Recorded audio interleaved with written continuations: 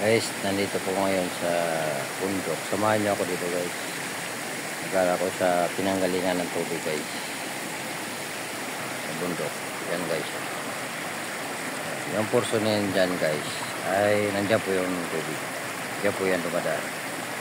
Pero mayroon pa rin akong pinakamalaking pupuntahan dito guys. Na pinakamalaking source na tubig na pinanggalingan. Yan. Samahan niyo ako guys. At papakita ko sa inyo guys. Yan. Susundan lang natin ang tubig guys. Guys oh. Yan oh. Yan. Sundan lang natin guys. May portion doon na pinakamalaking source ng pinanggalingan ng tubig.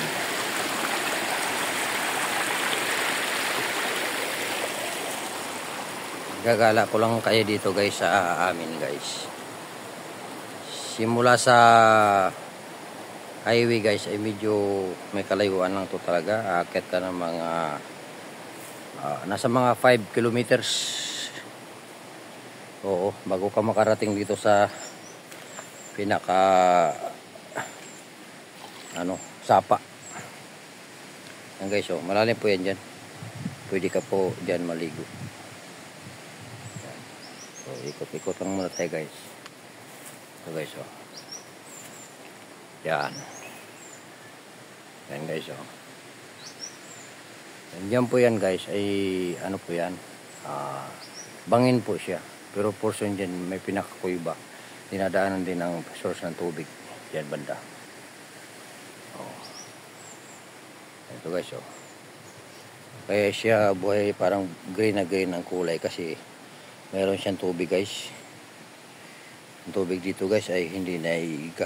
Kahit na yung tinatawag nating El Nino. Hindi po yan dito naiiga guys. Yun.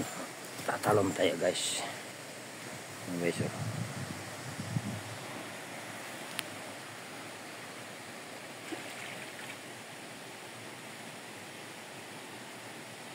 Yan. Lang tayo guys. Yan.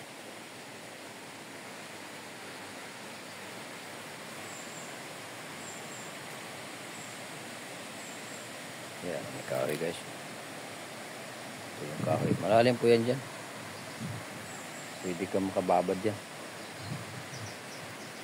Babad ng paligo.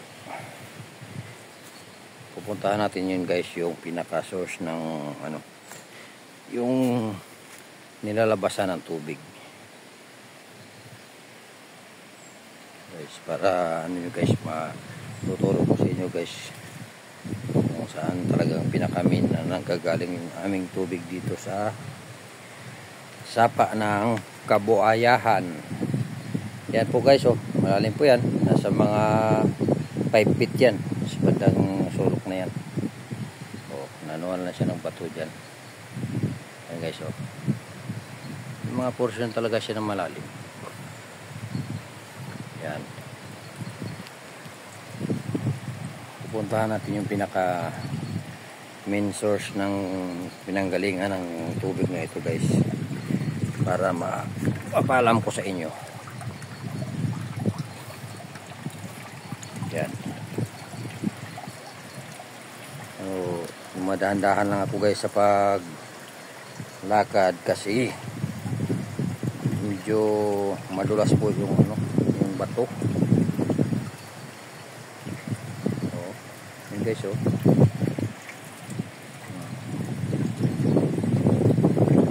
Yan, tubig yan oh. Patuloy siyang umaagos. Yan. Hindi po yan naiiga kahit ganon-ganon lang yung niya. Yung pag-aagos niya. Tag-init na dito ngayon sa amin guys, pero ganoon pa rin yan. Tuloy-tuloy pa rin yung daloy ng tubig. Yan o. Yan. O, para ka na rin nasa dagat niyan. dito, hindi lang tayo maghanap ng alon kasi ano ito guys, sapa lang ito kung tawagin sa amin. Yan o, malaking bato yan guys. Yan. Pag malakas naman ang ulan dito guys, bumabaha din to siya.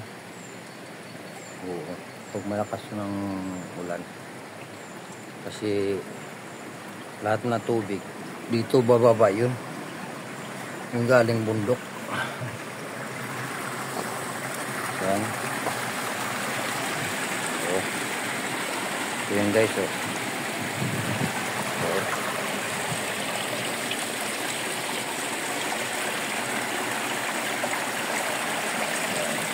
Kailangan lang magdandahan maglakad,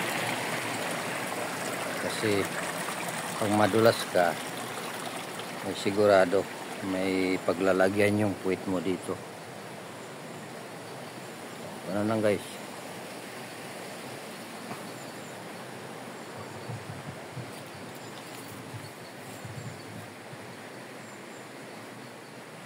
Dadaling ko kayo sa pinakapuno talaga nito. Puno ng nilalabasan ng tubig.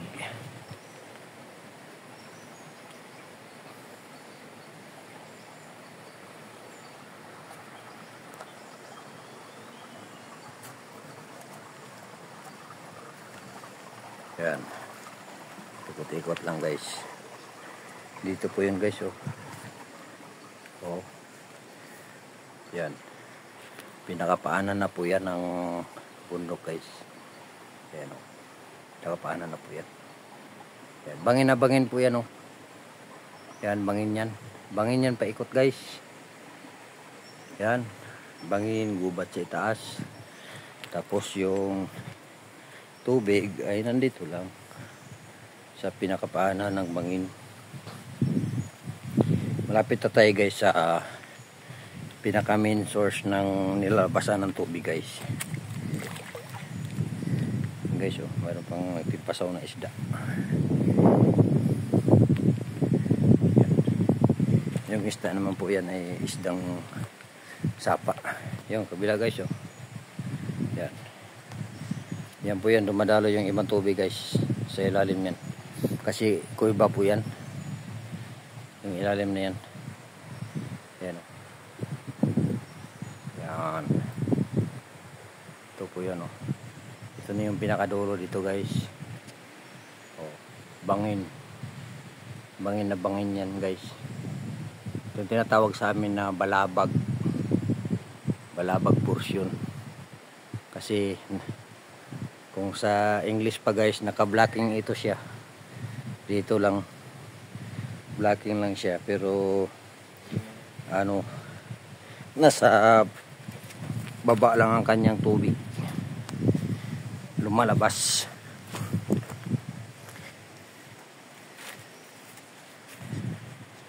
Yan guys oh.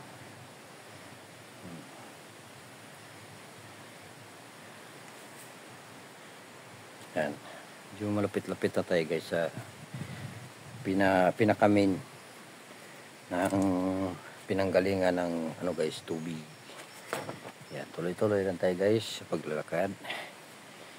Tuturo ko sa inyo guys kung saan ang gagaling lahat ng tubig guys. Kasi yung nandun sa baba guys, mayroong portion din doon sa kabila na dinadaanan ng tubig.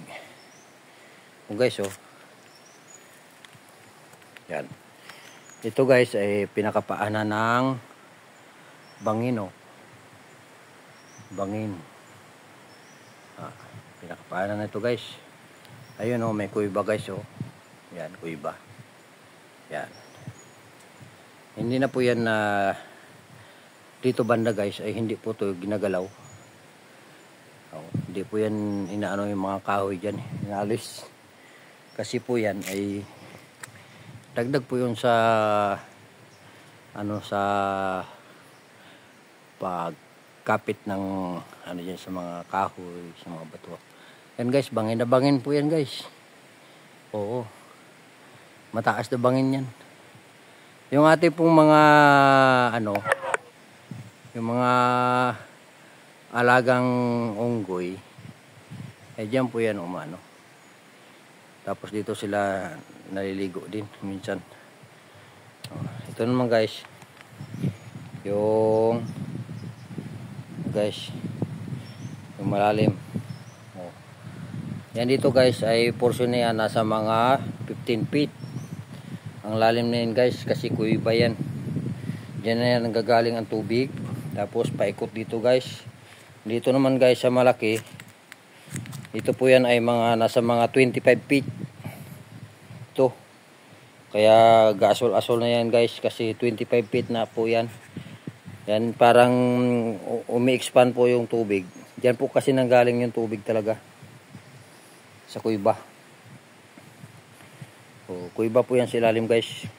Kaya nasa mga malalim siya. Kaya pinagbabawal yan dito yung mga bata na pupunta. Guys yan. Dito lahat yan guys, nagsimula ang tubig. Yan, sa kuiba na ito. Kahit gaanong tag-init guys, ay hindi po ito naiiga. Yun guys parang bumubula. Ayan umaangat siya guys. Yan, tubig po yun.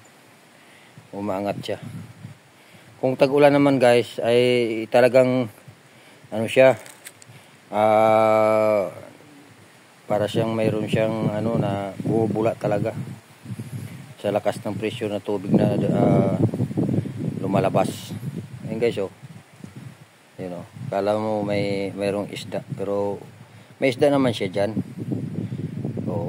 Pero ang tubig talaga ay talaga may expand pa itaas para labas sa butas ng kuweba po yun guys yan. Shoutout nga pala kay Ma'am Derla Jean, tsaka kay Regio ng Singapore, kay Ate Aisha ng Japan, kay Jocelyn Yamamoto, kay Sky Jean Eran, shout out sa iyo, kay Ma'am Lovelines.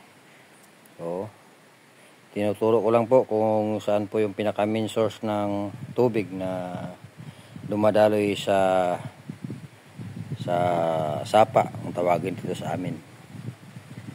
Yan guys. Yan, ito po yun puro bangin po yan dyan guys. Mga malalaking bato yan, pababa naman yan. Yan. Sana po yung ang una kong upload nito, mapatapos nyo rin po ng pagpapanood para po maintindihan po natin kung hanggang saan ang pinaka dulo ng ating ng content. Kasi ito po yung pangalawa na po ito. Ito na po yung pinakadulo. Kung saan ko tinuturo sa inyo yung pinanggalingan ng tubig sa paanan ng bundok na ito. Yan, sa bundok na ito guys. Yan. Yan, may kuiba po yan. Kuiba po yan guys. So ang tubig dyan ay bababa dito sa pinakailalim. Yan, sa pinakailalim dito. Kaya yan ang pinaglabasan niya. Yung maliligo na marunong naman siya magsisid, pwede siya maligo dito na makasisid siya ng mga 20 feet, mga ganun. Pero kung hindi man lang siya makasisid ng mga sa lalim ng 20 feet, ay hindi siya pwede dito kasi malalim ito guys malalim ito siya. So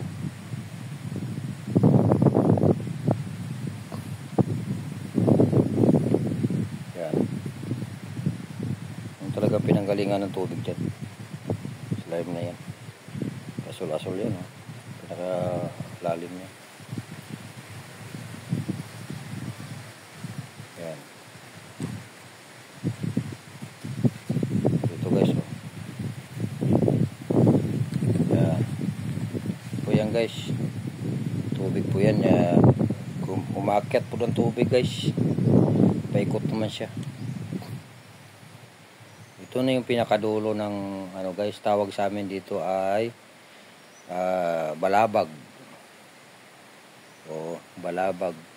Kasi ano siya yung portion na nag-ano lang siya. Kung sa English pa guys ay blocking. Nagpo-blocking lang siya. Pero dito naman sa amin Bisaya, balabag lang tawag niyan kasi hindi naman kami marunong mag-English eh. Yan. Ganun kaganda yan dito guys. Yan o. Yan. Malalim yun guys. Ito yung pinakadulong swimming pool. So hanggang dito lang muna tayo guys. Maraming salamat.